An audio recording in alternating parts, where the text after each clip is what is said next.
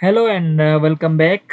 So new video start करते हैं जो कि है लॉ ऑफ मास एक्शन, जिसको लॉमा भी कहा जाता है। सो हमारे पास जो केमिकल इक्विलिब्रियम है उसमें बड़ा इम्पोर्टेंट रोल ये करता प्ले करता है लॉ ऑफ मास एक्शन। सो ज़रा इसको हम डिस्कस करते हैं। सबसे पहले जो लॉ ऑफ मास एक्शन है इसको प्रेजेंट किया था सी एम गुडबर्ग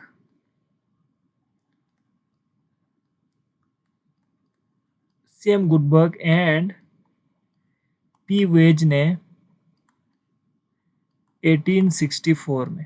ठीक है जी, तो ये उन्होंने प्रेजेंट किया था 1864 में। और ये हमें इक्विलिब्रियम स्टेट के बारे में बताता है कि इक्विलिब्रियम कब आएगा और उसको कैसे हम एक्सप्रेस कर सकते हैं, उसके बारे में ये लॉ डिफाइन करता है। सो अगर हम इसकी डिफिनेशन की तरफ जाएं इस लॉ की, तो ये लॉ क्या कहता है, जरा हम इसका डिफिनेशन लिखते हैं। The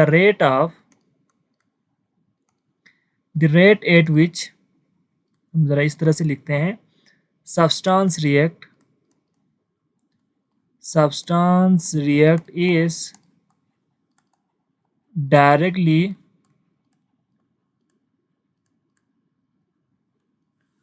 proportional to the active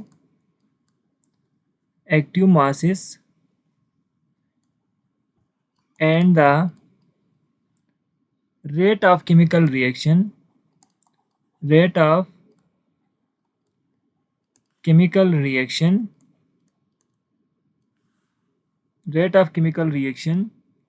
is proportional to the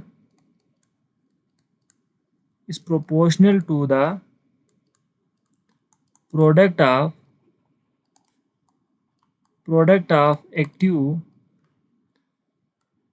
active masses of the reacting substances। ठीक है जी, this is the definition, first definition.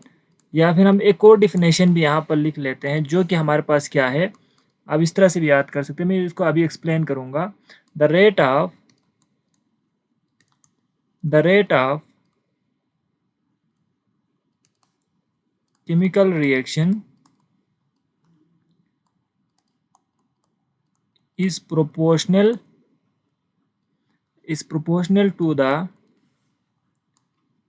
to the product of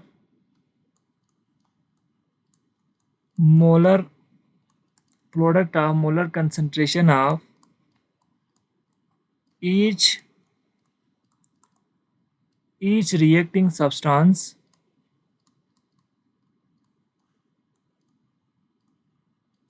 raised to power equal to the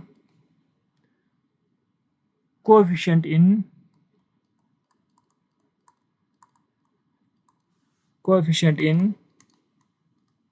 balanced chemical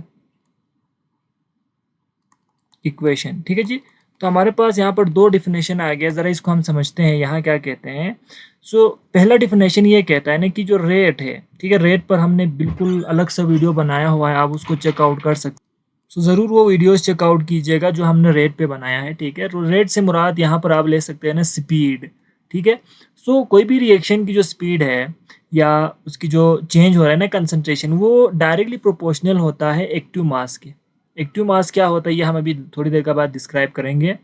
और कोई भी chemical reaction हो, ये तो rate की बात की ना, वो एक्टिव मास पे डिपेंड करता है। और अगर कोई केमिकल रिएक्शन हो तो उसका रेट किस पे डिपेंड करता है, प्रोडक्ट ऑफ एक्टिव मास पे डिपेंड करता है। ठीक है, ज़रा इसको हम समझते हैं कि यहाँ पर हमने क्या लिखा है। सो पहले हम समझते हैं कि what does it mean by active mass. ठीक है, एक्टिव मास क्या होता है। सो हम यहाँ पर ज़रा लिख लेते हैं एक्टिव मास से क्या मुराद है। The concentration of reactant or product. ठीक है जी, तो इसको हम कह सकते हैं कंसंट्रेशन ऑफ, ये रिएक्टेंट भी हो सकता है, ठीक है, या प्रोडक्ट भी हो सकता है, इन मोल पर डीएम क्यूब। ठीक है, और इसको हम स्क्वायर ब्रैकेट से रिप्रेजेंट करते हैं। ठीक है, तो ये आपने याद रखना है। तो इसको कहते हैं एक्टिव मास। यानी आपके पास कोई भी रिएक्टेंट हो या कोई भी प्रोडक्ट हो तो उसकी जो कंसंट्रेशन मोल पर डीएम क्यूब में हम लेंगे ना तो उसको एक्टिव मास कहते हैं, ठीक है। सो यहाँ पर हमें क्या पता चलता है कि जो रेट है, ठीक है, मैं ज़रा यहाँ पर लिख भी लेता हूँ, जो रेट होता है it is directly proportional to the active mass, ठीक है, यानी उसके कंसंट्रेशन के डायरेक्टली प्रोपोर्शनल होता है। जितने ज़्यादा कंसंट्रेशन होंगी रेट उतना ही ज़्यादा होगा, ठीक है। और किसी केमिकल रिएक्शन की जब हम बात करते हैं तो केमिकल रिएक्शन का जो रेट क्या होगा, रेट ऑफ केमिकल रिएक्शन, ठीक है, रेट ऑफ केमिकल रिएक्शन क्या होगा, केमिकल रिएक्शन क्या होगा, वो क्या होगा, वो भी प्रोपोर्शनल होगा प्रोडक्ट ऑफ एक्टिव मास के, प्रोडक्ट ऑफ एक्टिव मासिस के होगा, ठीक है। तो दोनों बात एक ही है। यहाँ पर हमें जो रेट है ना वो बताता है कि वो एक्टिव मास के डायरेक्टली प्रोपोर्शनल है। और अगर कोई केमिकल रिएक्शन होगा तो जाहिर सी बात है उसमें एक तो एक्टिव मास नहीं होगा ना, जैसे अगर ए है तो इसका अपना मोल होगा, अगर बी है तो इसका अपना मोल होगा, और ये सी में जा रहा है तो सी का अपना होगा और डी का अपना होगा। This is the chemical reaction, right. ये केमिकल रिएक्शन हमारे पास है ना। तो यहाँ पर देखो जो रेट होगा ना इस रिएक्शन का वो किस पे डिपेंड करेगा, इन दोनों के प्रोडक्ट पर, ठीक है जी। इसका एक्टिव मास है अलग, इसका एक्टिव मास, इन दोनों का प्रोडक्ट जब हम लेंगे ना तो rate of chemical reaction in दोनों के प्रोडक्ट के बराबर होगा। अगर हम फॉरवर्ड की बात करें, अगर रिवर्स की बात करें तो वो किसके बराबर होगा, प्रोडक्ट एक्टिव मास ऑफ, यानी product of active mass of this both reactant molecule के ऊपर होगा। और इसी को कहा जाता है लॉ ऑफ मास एक्शन, ठीक है। अच्छा, दूसरे डेफिनेशन को जरा देखते हैं तो वो इसी से निकला है जो मैंने यहाँ पर लिखा है ना, यहाँ से देखो, rate of chemical reaction is proportional to the product of molar concentration of each reacting substance, ठीक है।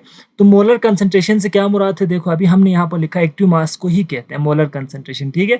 तो वो डायरेक्टली प्रोपोर्शनल होता है रेट किसी भी रिएक्टिंग सब्सटेंस के जितने मोल उसमें हिस्सा ले रहे हैं ना उसके कंसंट्रेशन के वो डायरेक्टली प्रोपोर्शनल होते हैं, ठीक है। जितना मोल हिस्सा लेगा, जितने ज़्यादा मोल हिस्सा लेंगे वो उतना ही ज़्यादा रेट को इन्फ्लुएंस करेगा, ठीक है। यहाँ पर क्या लिखा है, substance raise to power equal to the coefficient in balance equation, ठीक है। तो यहाँ पर जितना मोल है, जैसे यहाँ पर इसका कितना मोल है 1 है ना, तो यहाँ पर हम 1 लिखेंगे। रेट लिखते हुए हम क्या लिखेंगे, इसको हम एक्सप्लेन करते हैं। रेट क्या होगा, ए के यहाँ पर अगर 1 मोल है ना, यहाँ पर 1 मोल है तो इसका 1 मोल होगा, और बी के क्या होगा, बी में भी 1 मोल है ना तो 1 mole. So this is the rate of forward reaction, ठीक है। और इसी को लॉ ऑफ मास एक्शन कहते हैं कि rate is directly proportional to the molar concentration of reacting molecule each raise to power equal to the coefficient in balance chemical equation. जितने mole हिस्सा ले रहे हैं उसको पावर में ले जाएंगे और दोनों प्रोडक्ट को मल्टीप्लाई कर देंगे। तो जो भी वैल्यू आएगी अगर वो बढ़ेगा तो रेट भी इंक्रीज होगा, अगर वो कम होगा तो रेट भी डिक्रीज होगा। तो इसको कहते हैं लॉ ऑफ मास एक्शन। और लॉ ऑफ मास एक्शन को हम कहाँ यूज कैसे डिटरमाइन करेंगे, ठीक है। अगर हमसे कहा जाए कि हम लॉ ऑफ मास एक्शन को कहाँ पर इस्तेमाल करेंगे या कैसे डिटरमाइन करेंगे, तो उसके लिए हम एक एग्जांपल लेते हैं, ठीक है, जनरल एग्जांपल लेते हैं। और वो हमारे पास क्या है, for example A mole of A, ठीक है, यही मैं दोबारा लिख रहा हूँ। और बी के मोल ऑफ बी जब रिएक्ट कर रहा है सो ये रिवर्सिबल होना चाहिए, ठीक है जी। Law of mass action always apply on reversible reaction. And C mole of C plus D mole of D, D का डी मोल ये इसमें रिएक्शन में हिस्सा ले रहे हैं, ठीक है। सो ए बी सी डी जो है ना, यहाँ पर small a small b small c and small d क्या है, इट इज़ द कोएफिशिएंट, ठीक है। मैंने यहाँ पर बात की थी ना डिफिनेशन में, कोएफिशिएंट है यानी उसके मोल जितना मोल हिस्सा ले रहे हैं ना उसको कहते हैं कोएफिशिएंट। इसकी वैल्यूज में हो सकते हैं 1 2 3 4 कुछ भी हो सकता है, ठीक है। सो अगर हम according to law of mass action, ठीक है, according to law of mass action हमें क्या बताया था, जो रेट होता है ये क्या होता है, रेट ऑफ, अगर हम मालूम करें फॉरवर्ड रिएक्शन का, हमसे मालूम करने को कहे forward reaction. So law of mass action ने हमें क्या कहा था, मैं ज़रा यहाँ पर लिख लेता हूँ। लॉ ऑफ मास एक्शन ने हमें कहा था कि जो रेट होता है, ठीक है, रेट ऑफ फॉरवर्ड रिएक्शन को हम आर एफ लिख लेते हैं, ठीक है। ये डायरेक्टली प्रोपोर्शनल होगा, डायरेक्टली प्रोपोर्शनल होगा एक्टिव मास ऑफ ए, और इसके जो कोएफिशिएंट है ना स्मॉल ए को ऊपर पावर में रेज करेंगे, एंड कंसंट्रेशन ऑफ बी और इसके जो एक्टिव मास है कोएफिशिएंट है उसको हम पावर में रेज करेंगे। इन दोनों के प्रोडक्ट के इक्वल होता है। यह हमें लॉ ऑफ मास एक्शन ने कहा, इसको हम इक्वेशन 1 का नाम देते हैं, ठीक है बेटा। अब अगर यहाँ से हम प्रोपोर्शनलिटी हटाएंगे तो हमें पता है कांस्टेंट आएगा। सो यहाँ पर क्या होगा, जो आर एफ होगा इक्वल है, हम यहाँ पर कांस्टेंट को लिखते हैं के एफ, फॉरवर्ड रिएक्शन का ये कांस्टेंट है और ये किसके इक्वल है, ए की कंसंट्रेशन, ए पावर ए और बी कंसंट्रेशन की पावर बी के इक्वल होता है। ठीक है, so this is our first reaction, हम इसको फर्स्ट रिएक्शन कहते हैं। तो ये पहला हो गया हमारे पास rate of forward reaction complete.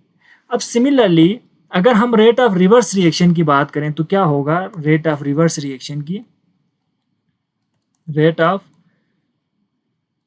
Reverse reaction क्या होगा, इसको हम रिप्रेजेंट करते हैं आर, स्मॉल आर से। ठीक है, रेट ऑफ रिवर्स रिएक्शन है। ठीक है, so it is directly proportional to, देखो यहाँ पर क्या होगा, कंसंट्रेशन ऑफ सी और उसकी कोएफिशिएंट को हम पावर में ले जाएंगे, कंसंट्रेशन ऑफ डी उसकी कोएफिशिएंट को हम पावर में लेके जाएंगे। ठीक है, अब यहाँ से अगर हम प्रोपोर्शनलिटी हटाएंगे तो कांस्टेंट आएगा, उसको हम के आर लिखते हैं और यहाँ से सी की पावर सी एंड डी की power D. This is our second equation. तो दो इक्वेशन हमारे पास आ गया, फॉरवर्ड रिएक्शन और रिवर्स रिएक्शन का। अब हम बात करते हैं एट इक्विलिब्रियम क्या होगा। हमने पीछे वीडियो में बात किया था इक्विलिब्रियम पे रेट ऑफ फॉरवर्ड जो रिएक्शन होता है वो इक्वल होता है रेट ऑफ रिवर्स रिएक्शन के। ठीक है, तो मैं यहाँ लिख सकता हूँ रेट ऑफ फॉरवर्ड रिएक्शन, मैं इक्विलिब्रियम की बात कर रहा हूँ बेटा, is equal to the rate of reverse reaction होता है एट इक्विलिब्रियम पे। ठीक है, सो रेट ऑफ फॉरवर्ड हमारे पास आया है इक्वेशन नंबर 1। ठीक है, और रेट ऑफ रिवर्स रिएक्शन हमारे पास आया इक्वेशन नंबर 2। तो यहाँ पर हम क्या लिख सकते हैं, 10 हम लिख सकते हैं। ठीक है, हम जरा यहाँ लिखते हैं, रेट ऑफ फॉरवर्ड रिएक्शन हमारे पास क्या है, आर एफ इक्वल है के एफ, और सॉरी मैं ज़रा यहाँ पर आर एफ क्यों लिख रहा हूँ, क्योंकि दोबारा लिखने की ज़रूरत नहीं है ना, इसका डायरेक्ट रेट लिखो ना क्या है।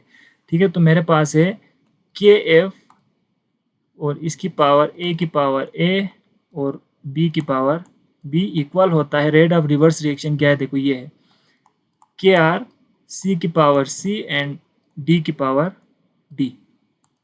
This is the rate of forward reaction and reverse reaction.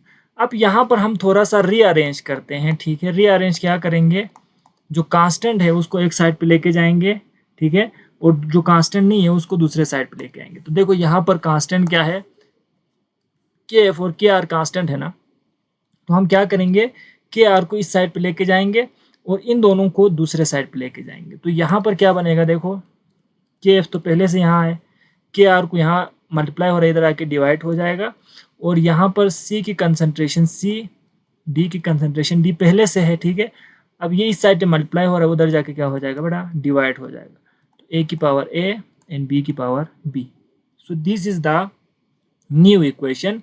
अब यहाँ पर देखो दीज बोथ आर कांस्टेंट। ठीक है, के एफ और के आर दोनों कांस्टेंट है, तो इसको हम रिप्लेस कर देते हैं एक और कांस्टेंट के साथ। ठीक है, तो इसकी जगह पे मैं लिखूंगा के सी।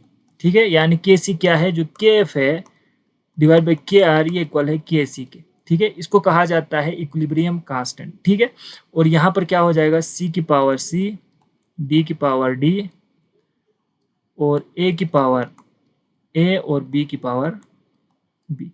ठीक है, so this is our third equation, और इसको कहते हैं, इसको हम कहते हैं इक्विलिब्रियम कांस्टेंट, या फिर इक्विलिब्रियम पर आप कंसंट्रेशन को इस तरह से मालूम कर सकते हैं। ठीक है, तो यहाँ से हमें एक चीज़ क्या समझ में आता है बेटा, हमें समझ में आता है कि जो प्रोडक्ट होता है, रेट ऑफ प्रोडक्ट, ठीक है, concentration of product divided by ये क्या है, कंसंट्रेशन ऑफ हमारे पास रिएक्टेंट है। ठीक है, तो प्रोडक्ट को रिएक्टेंट से डिवाइड करेंगे तो हमारे पास इक्विलिब्रियम पर कंसंट्रेशन मालूम हो जाएगा। तो इसकी मदद से हम क्या कर सकते हैं, कंसंट्रेशन को मालूम कर सकते हैं, और कंसंट्रेशन ऑफ प्रोडक्ट को हमेशा अपने नोमिनेटर में रखना है और कंसंट्रेशन ऑफ रिएक्टेंट को हमेशा डिनोमिनेटर में रखना है, और इसकी मदद से हम किसी भी केमिकल इक्वेशन का जो इक्विलिब्रियम पर है उसकी कंसंट्रेशन मालूम कर सकते हैं। ठीक है, तो आई होप आपको ये पूरा क्लियर हो गया होगा जो हमने अभी किया था। ठीक है, इसकी डिफिनेशन से लेकर लॉ ऑफ मास सेक्शन के इसकी एप्लीकेशन तक, हम इसको कहाँ इस्तेमाल करेंगे और किस तरीके से इसकी मदद से हम कैसे फाइंड करेंगे। सो मिलते हैं नेक्स्ट वीडियो में एक और टॉपिक के साथ। अपना ख्याल रखिएगा।